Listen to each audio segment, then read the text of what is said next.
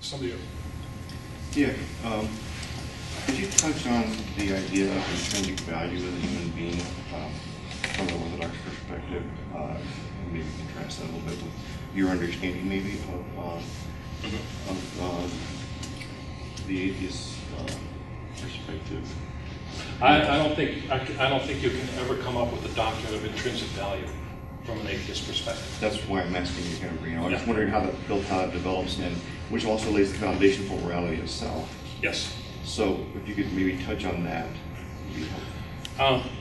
In 1 minute or less. Well, 1 minute or less. No, I mean, you really can. You just go back to Genesis. God created man in his image and likeness, and it was what I said yesterday. You know, we are matter, but we're not solely matter. I mean, we're created. This is the teaching of the literal imagery in the book. Literal imagery, okay? God created us out of the dust of the ground, okay? The stuff that was spoken into existence, the stuff that is quantifiable and measurable. But he also breathed his life into it, and man becomes a living being. So it means then that man stands between God and the rest of the creation. Okay, that's a central truth to Christianity.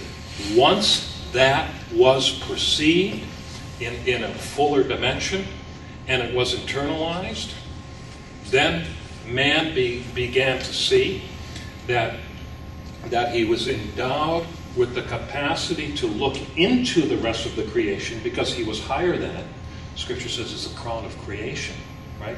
And that's actually what gave birth to science. Science has a philosophical presupposition. That's it. It has a moral presupposition. That's it.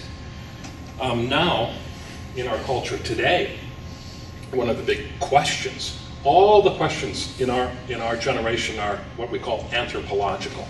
They all deal with what does it mean to be a human being. And so we have the great questions, the great culture war questions. Abortion, bioethics, euthanasia. Peter Singer at Princeton says it's okay to, kill your child for 4 months, 5 months after birth. I mean, he makes this case. He says it's rational. Okay? All the questions are anthropological, and they all zero in on what does it mean to be a human being, and does a human being have intrinsic value? I would say that the atheist has no philosophical, moral ground to defend the value of the individual. Christians do. Christianity does, I would say.